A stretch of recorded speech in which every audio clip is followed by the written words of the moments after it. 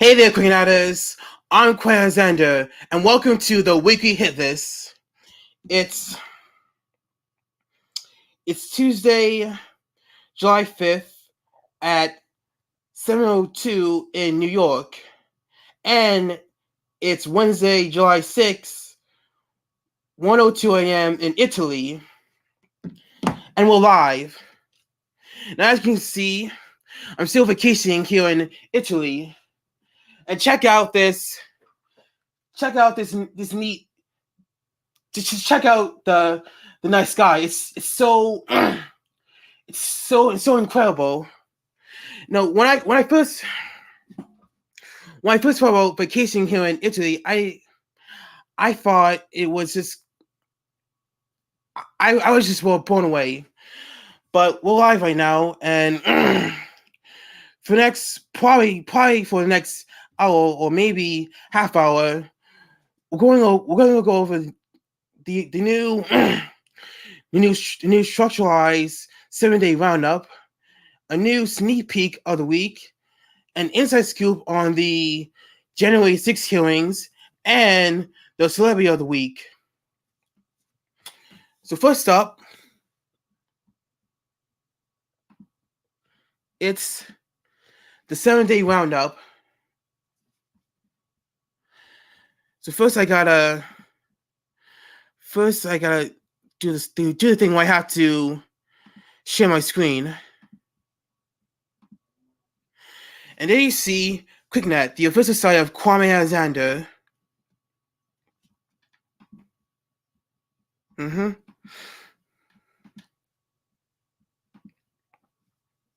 Click right there.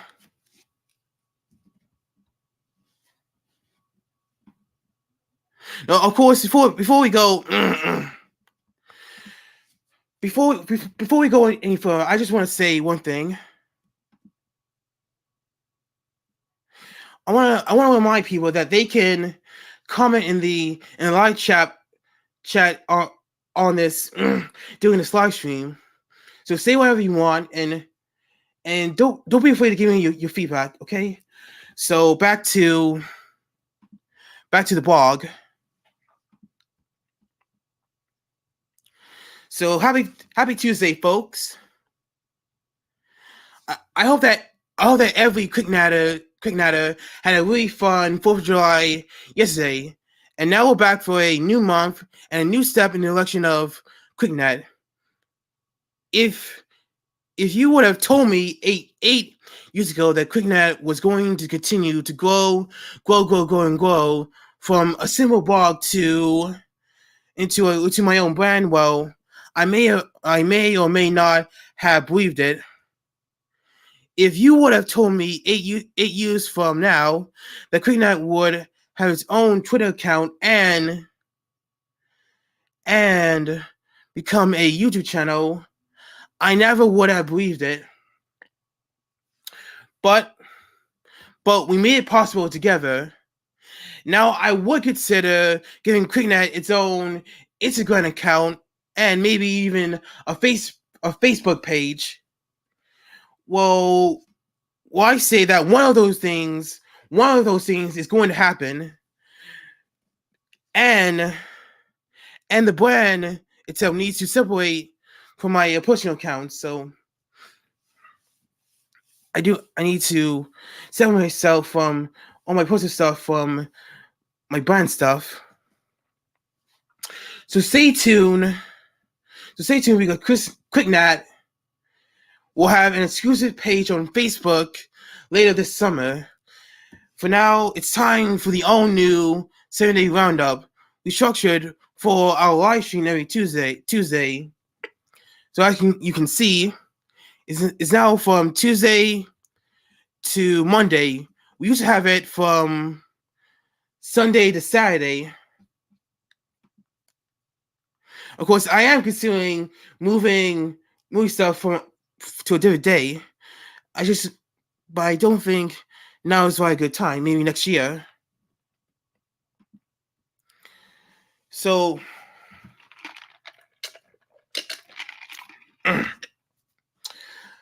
last Tuesday,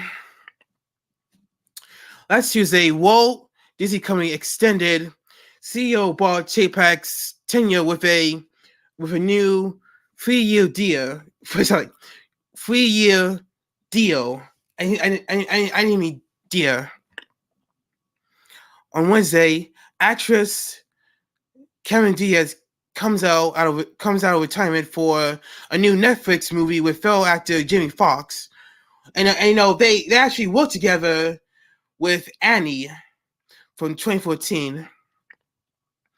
On Thursday, Devin Booker and the Phoenix Suns reportedly agreed to a 4-year, $214 million Supermax contract. Boy, Thursday had a lot of breaking news, didn't it?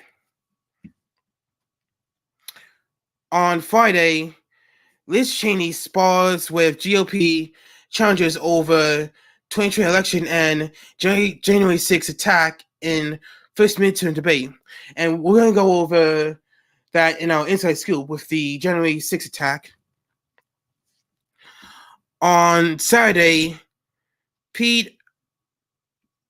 I don't know his last name, so the police chief of Unionville School District steps down from city council. On Saturday, Ohio police released body cam footage in a fatal shooting which took the life of Jane Walker. And well, that really touched a lot of people. It was shocking to me that a man could be it's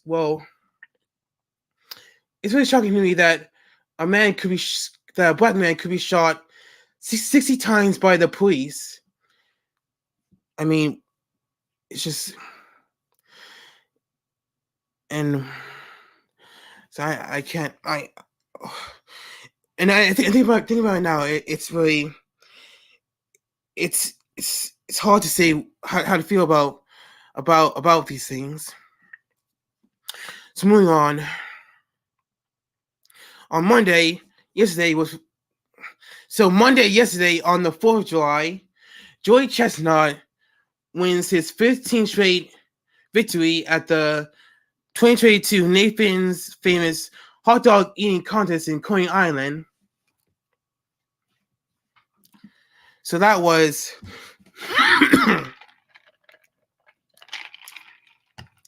yeah, I actually saw that. Now, before we move on, I want to stop share screen and move on and show you the articles I pulled up. I found for the 7-day roundup this week,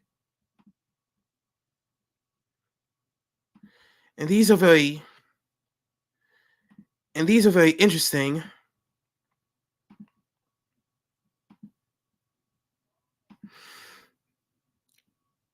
So, here, according to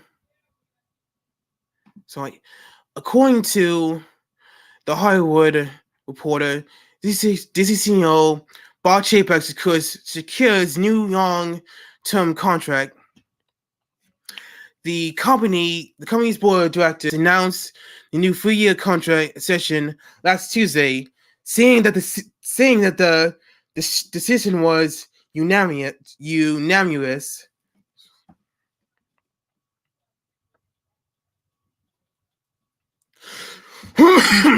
Furthermore, the contract begins, it just started July 1st, and it runs into 2025. So next up, here we have the news about Cameron Diaz from The Verge. Diaz back in action, if you can believe it.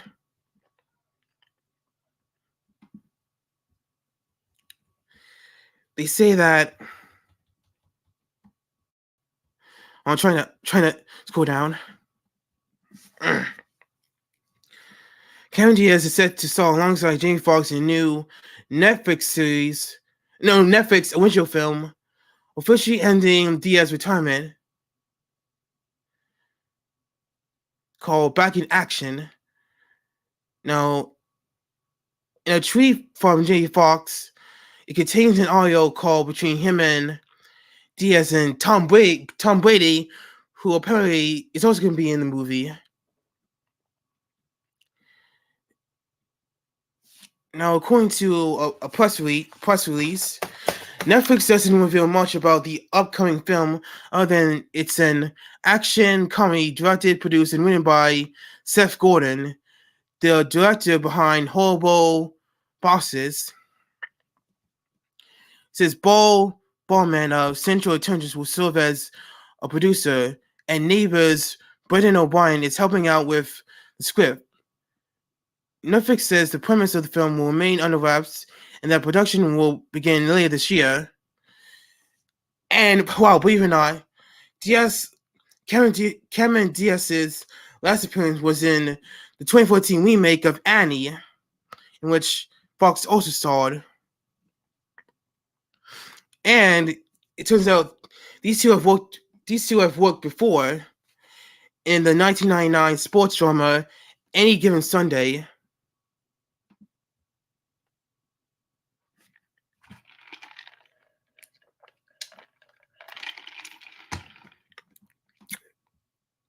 Right now we have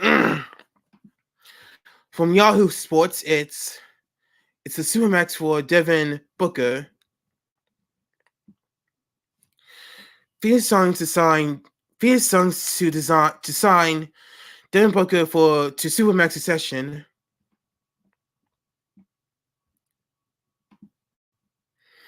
The Phoenix Suns will sign Devin Booker to a 4-year, $224 million Supermax extension that will keep the All-NBA guard under contract through the 2027-28 season, according to The Atlantic. The extension will begin after the 2 years and $7 million that Booker has remaining on his current deal, not deal. Look at me getting mixed up with deal and deal. Now,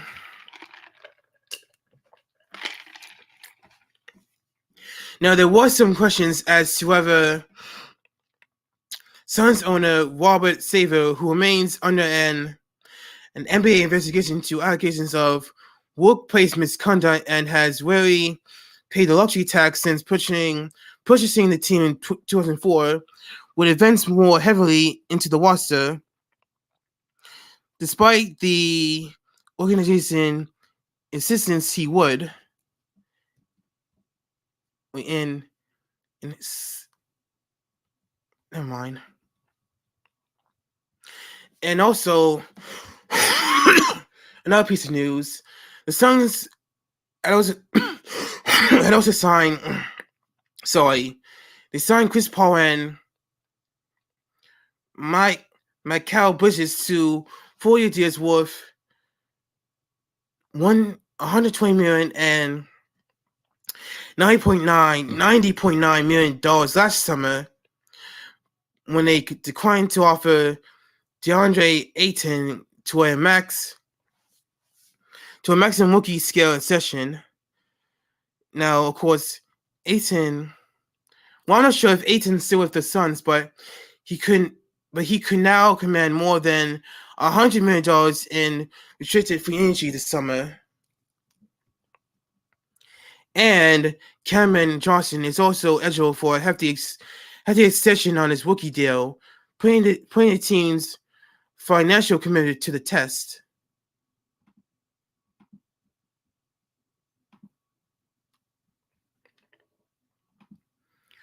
Okay, so now we move on to Liz Cheney. This is Liz Cheney spars with GOP challengers over the 2020 election and January 6 attacks in first debate. Now, Republican Liz Cheney was able to find common ground with four challenges for Wyoming's lone congressional seat on issues including voting against the bipartisan infrastructure bill, supporting. We got some walkers here, and that's the thing about live streams. You don't know what's gonna happen. So let me let's give some time. Oh, sorry. Okay, now as I was saying, bipartisan infrastructure bill supporting America's energy systems, and we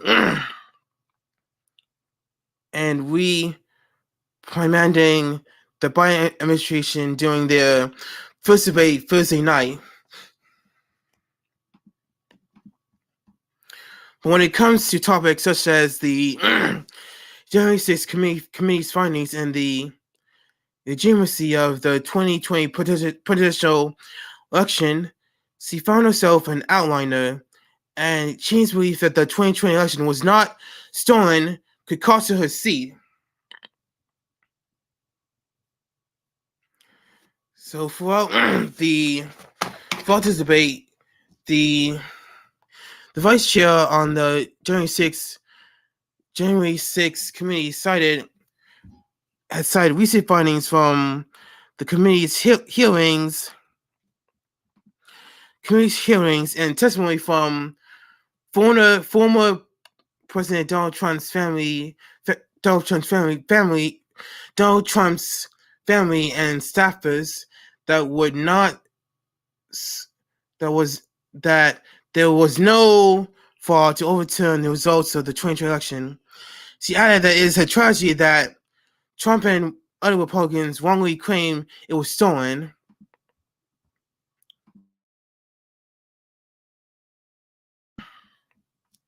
So we'll get into the January 6th hearings later.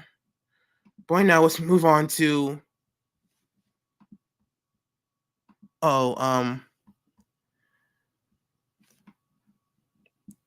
if you could excuse me, I have to.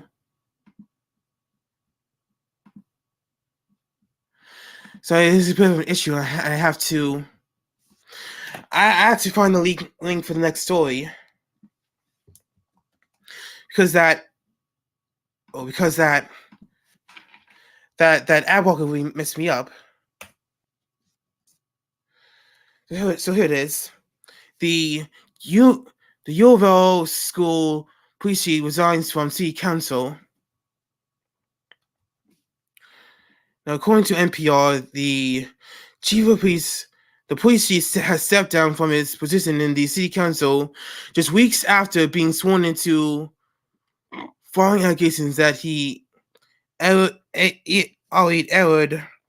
in his response to the mass shooting at the Wab Elementary School that left 19 students and two teachers dead.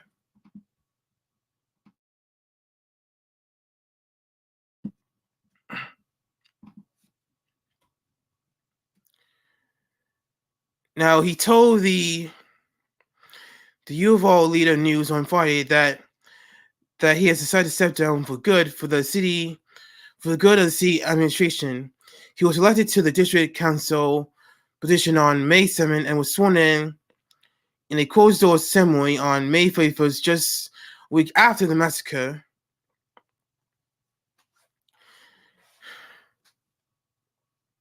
Now, he has declined requests from repeated requests for comment from the Associated Press.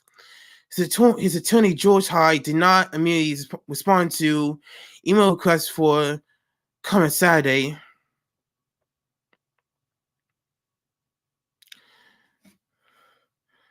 So, another thing I see here, 3 minutes after the 18-year-old entered the school,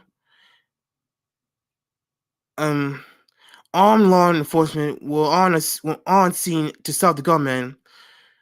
Yet police officers armed with with rifles stood and waited in a school hallway for more than an hour while the gunmen carried out the massacre. The classroom door could not be locked from the inside, but there was no indication officers tried to open the door while the gunman was inside. Now, this is a testimony from Colonel Stephen McCall, director of the Texas Department of Public Safety.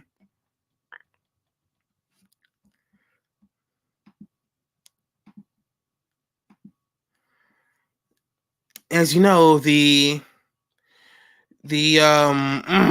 Congress has just passed the bipartisan Safer Communities Act, which was the first real gun legislation that they passed since 1994.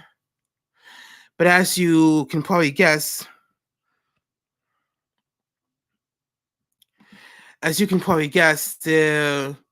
there was the mass shooting yesterday at the 4th of July parade in Highland Park in Illinois, and I was really shocked that I'm not sure it couldn't even happen on the 4th of July, which is America's birthday.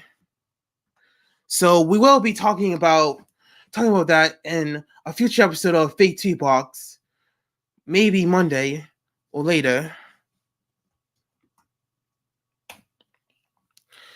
Okay, so moving on to another tragedy in Ohio, and that was when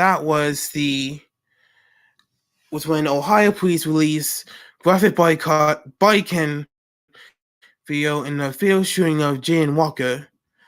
Now, for good reason, we're not going to even think about showing the footage right here on the live stream. No. So we're just gonna read exactly what played out.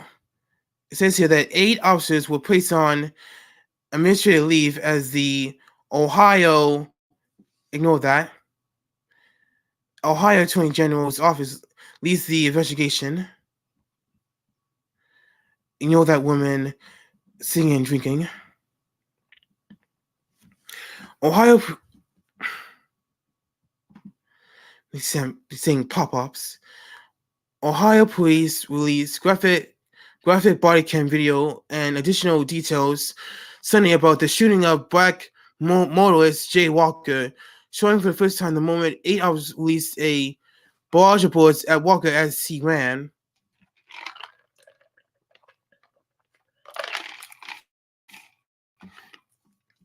Now, Akron officers said that they tried to stop Walker, who was 25, on June 27 on Pacific traffic violations, and chased him when he did not pull over. Police said officers reported a firearm being discharged from the suspect's vehicle during the pursuit. Walker then jumped out of his car and officials chased him on foot. And this one it gets a little sad. Actions by the suspect caused the officers to perceive he posed a deadly threat to them. In response to this threat, officers discharged their firearms, striking the suspect. And police said at a news conference that the officers pursued Walker's car on the expressway for several minutes before they exit on a ramp. Now, after the chase, Walker's car slowed down and he got out through the passenger side door as the car continued to roll forward. Officers tried to stop Walker using subguns, and they and opened fired after. They opened fired after the stun guns failed. Wow. It says Police Chief Steve Millett did not know the traffic or equipment violation officers side in trying to stop Walker. So yeah, so reading this now, it's really it's very upsetting. So why don't we stop reading this and move on to the last thing on the 7-day roundup. Last thing.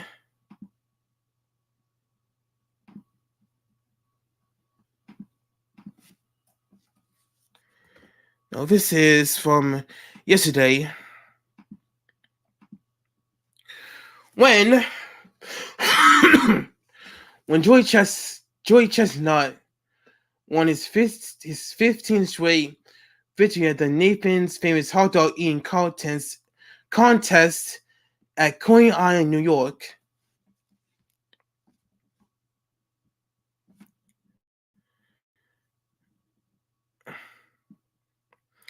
Now, according to this, he chomped his way to the top of the leaderboard again, and he gobbled down 63 hot dogs and buns in 10 minutes. A far cry from the record 76 hot dogs that he devoured last year. The number is still, I guess, relevant to that of Chestnut's closest compared to Jeffrey Espert by 20 hot dogs. Chestnut's dominant performance came despite a brief interruption by an animal rights protester who watched at him at one point as he was gobbling down dogs.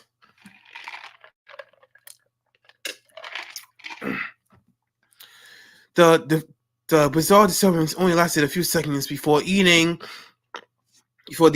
champ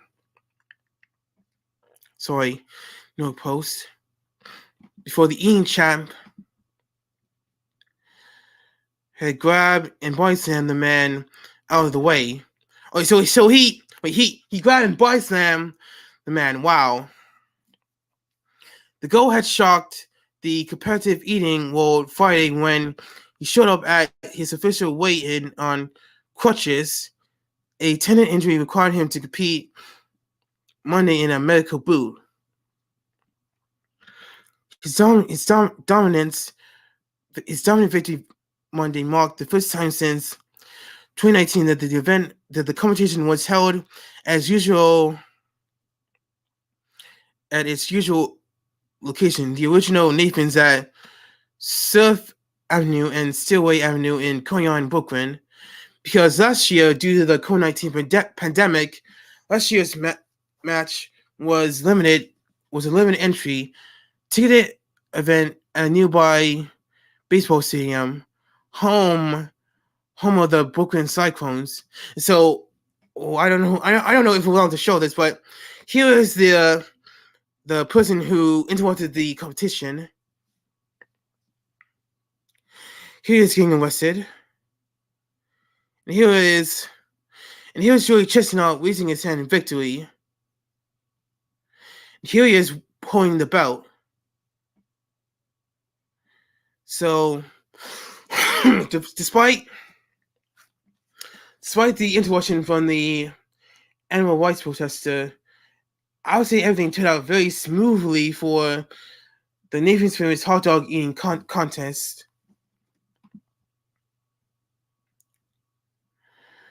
So it's now time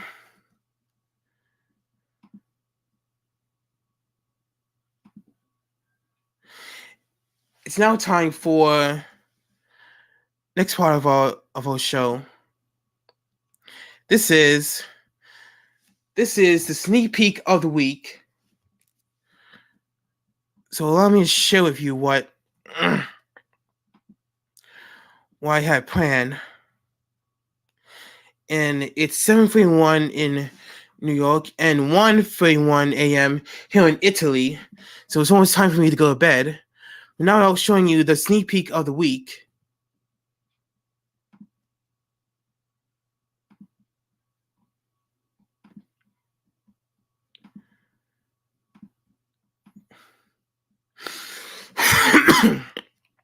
Now, as you may or may not remember, I was very much considering having weekly hit lists on the KlicKNet channel on the weekends, Saturday or Sunday, and I still have plans in the works to do that, perhaps starting next year. But for now, Tuesdays we'll have to do just fine. Elsewhere, the hit series Motherland Forts Salam is in the midst of its third and final season on Freeform. Fans of the show can see what's in store for the next brand new episode with not one, but two sneak peeks of the week. So here's the first one.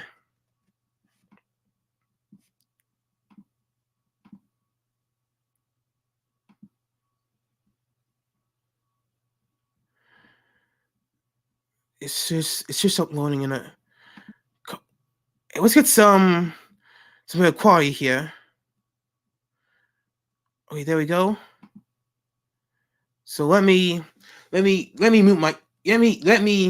mute myself and then make this bigger and show you the first of two sneak peeks.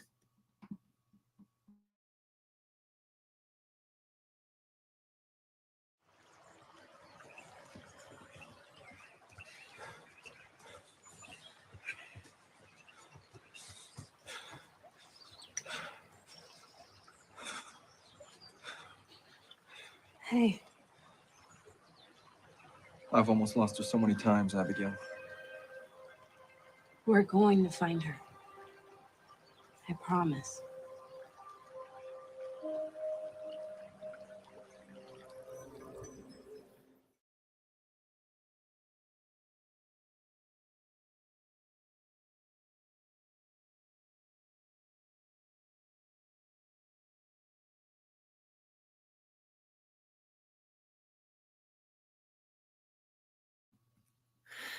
Okay, now time for the second one.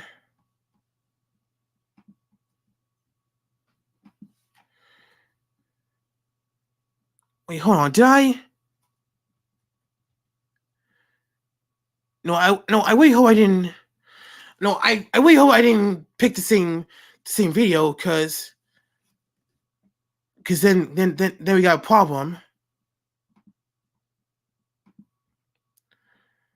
But here it is.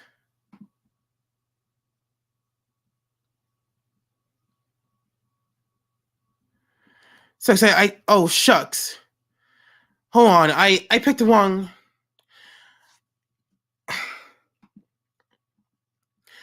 I chose the wrong video for this.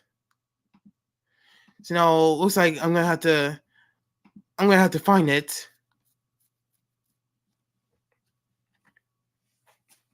So just bear with us. Bear with me. We're live. I'm gonna find the one I should have put out on the blog.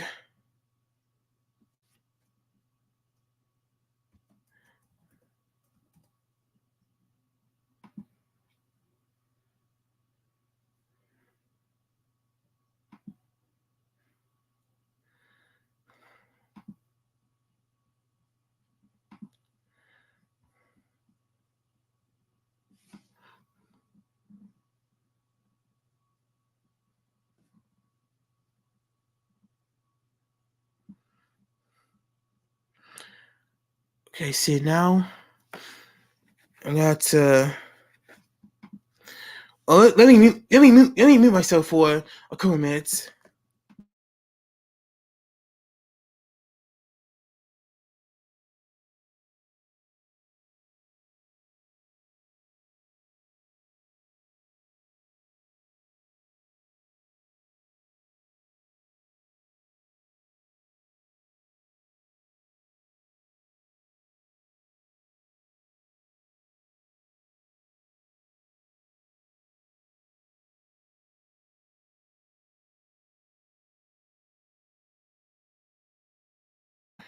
Alright, so here's the second of two sneak peeks of the week.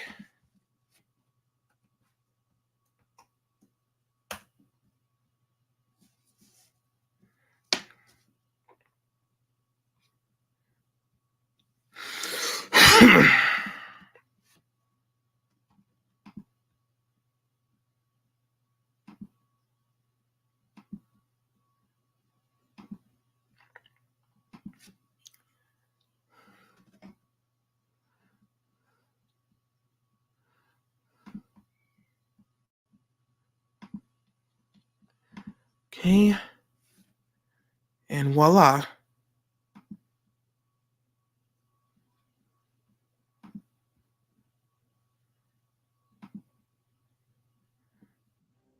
You're saying he killed his own daughter?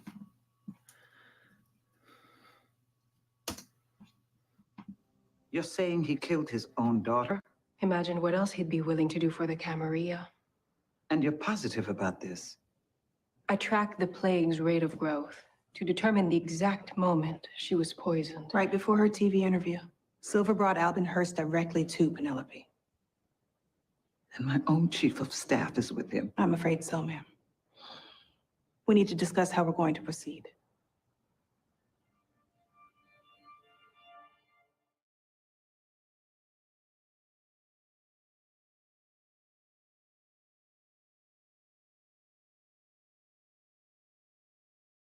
Alright, so that's it for the sneak peeks of the week. And now we come to the main event.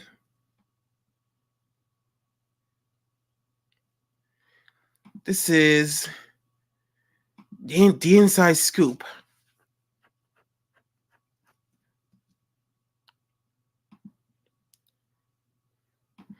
And our inside scoop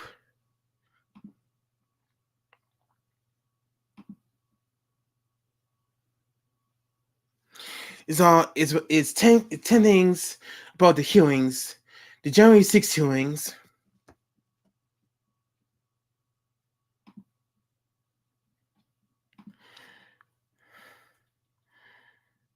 Our inside scoop this week is on the January 6th hearings. We're going to learn 10 things from last month's hearings, including what happened last Tuesday's bombshell revelations. This information is brought to you by the Hill.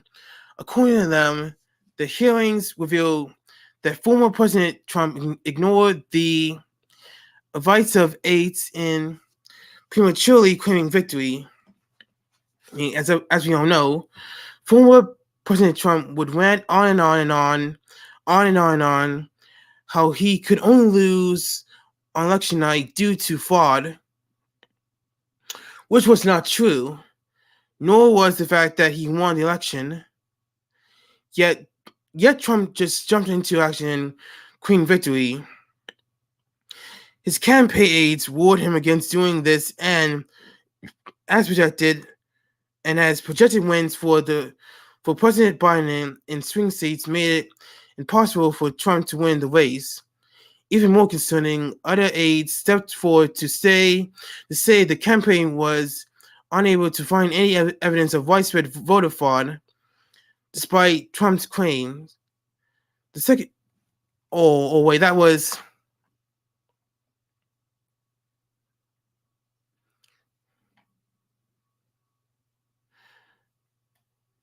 Or that was the first thing to learn.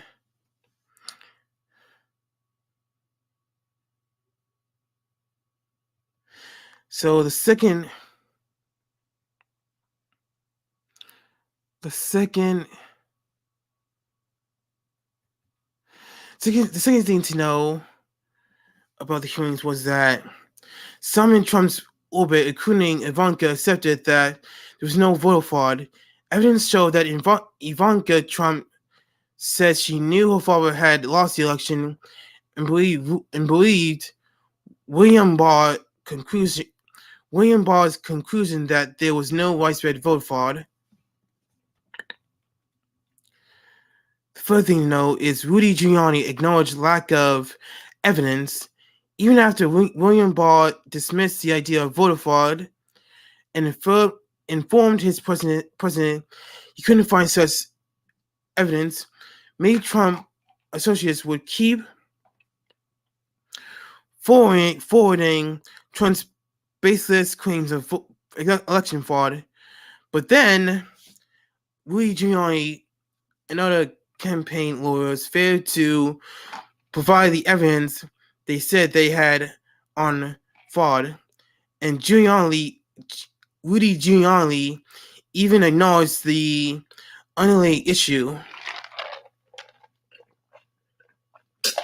So, fourth thing to know is that a legal architect acknowledged bias to unwind election was bankrupt. What this means is Trump campaign attorney John Eastman would craft a memo encouraging Vice President Mike Pence to buck his ceremonial duty to clarify the election results, but he evidently had doubts about the legality of the plan. During the hearings, it was revealed that Eastman's plan would certainly violate several provisions of the Election Count Act, and Eastman himself would eventually acknowledge this and said he wouldn't approve of Vice President Kamala Harris making the same move. So that's number 4. We come to the fifth thing to know about the hearings, and that's how the Trump team saw a benefit to work with outsider. I mean, I don't quite understand what that means, but Trump had hired Jeffrey Clark as the Attorney General because he was willing to send a letter to Georgia and other states asking that they certify that they saw certifications of the election results so that the Justice Department could investigate baseless claims of voter fraud. It seems like our former president could not accept defeat like a man. I mean, he couldn't accept defeat like a man just yet. So we come now to the sixth thing on the list. Trump knew there were weapons in the crowd of his rally on January 6th. Now this is where it gets juicy.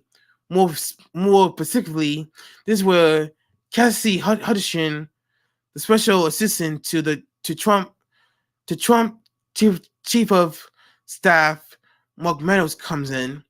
She said White House officials knew as early as 10 a.m. on January 6th that Trump supporters had knives, guns, bear spray, body armor, and spears attached to the ends of flagpoles.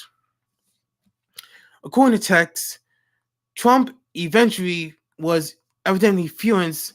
The mags were evidently limiting his crowd size as protesters with weapons elected to watch the speech from outside the screen area so their arms wouldn't be confiscated. Now Hutchinson, we call Trump saying, and if I can do it in his voice, they're not here to hurt me. They're take the effing mags away. Let my people in. They can march to the Capitol from here. Let the people in. Take the effing mags away. Now the third thing is that White House lawyers were worried about the legal exposure of Trump's speech and march plans. Trump used his speech to encourage his supporters to march to the Capitol, and a few days before the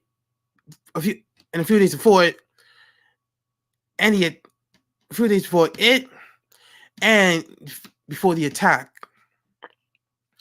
White House counsel Pat Cipollone told Hutchinson he was worried if Trump was march.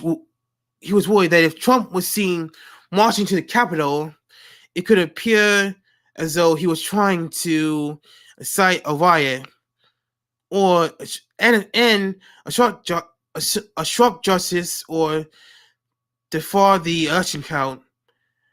Hutchinson would reply to the January 6th committee messages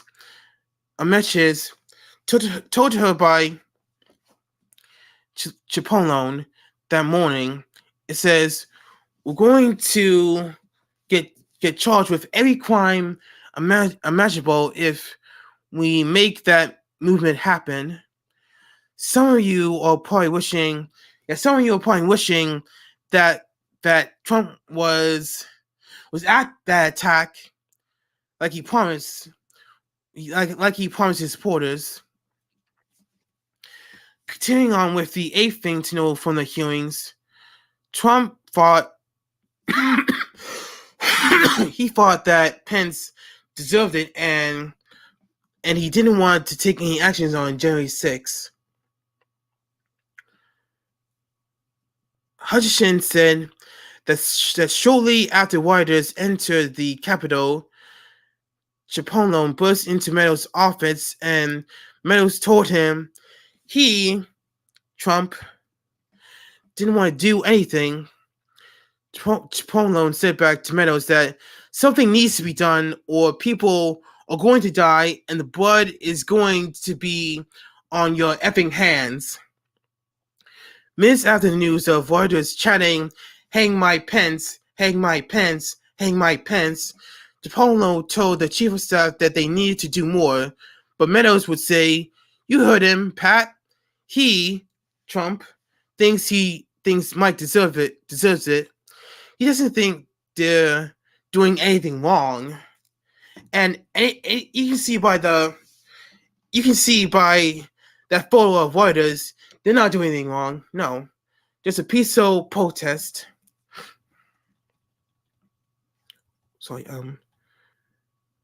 The ninth thing to know from the hearings was when New Orleans lawmakers and Trump associates asked for pardons in connection with January 6th.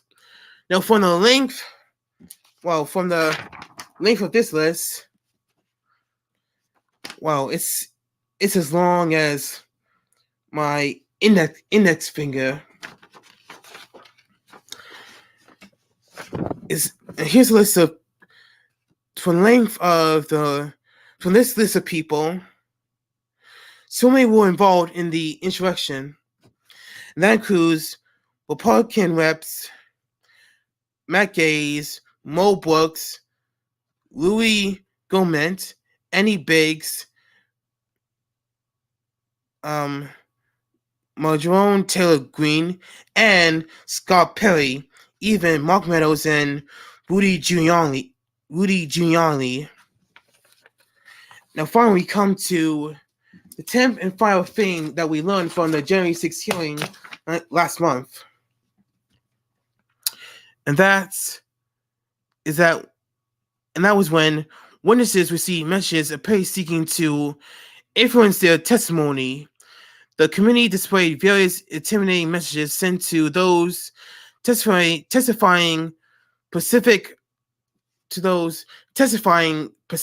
especially Hutchinson. One witness was told that they would stay in good graces in Trump world if they protected who I need to protect and stayed on the right team. Another one said that he wants me to let you know he's thinking about you. He knows you're loyal and you're going to do the right thing when you go in your deposition. So there you have it. Everything we've learned from the six public hearings surrounding the January 6th Capitol attack. And there will be 2 more this month in July. And they could be even more damaging than what we always seen. Okay, so we're coming to an end we're coming to an end of a live stream. It's 7:52 in New York and 1:52 a.m. in Italy. But before we go, it's time to meet our celebrity of the week. And here he is. Here is our celebrity of the week. Taylor kicks it.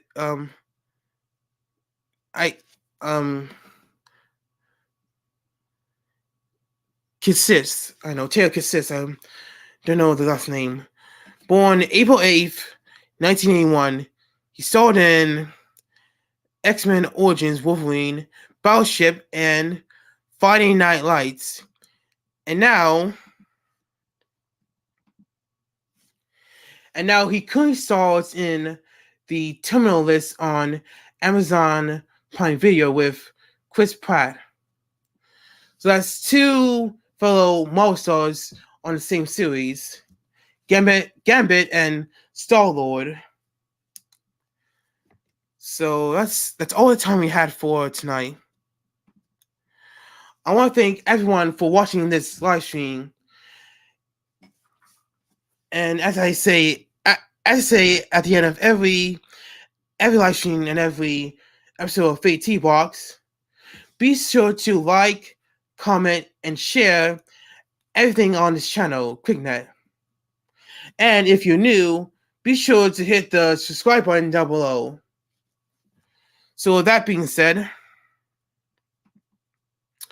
I'll see you next time on oh god, I almost said FakeTV Box. I was gonna say I'll see you next week for Wkly Hit List.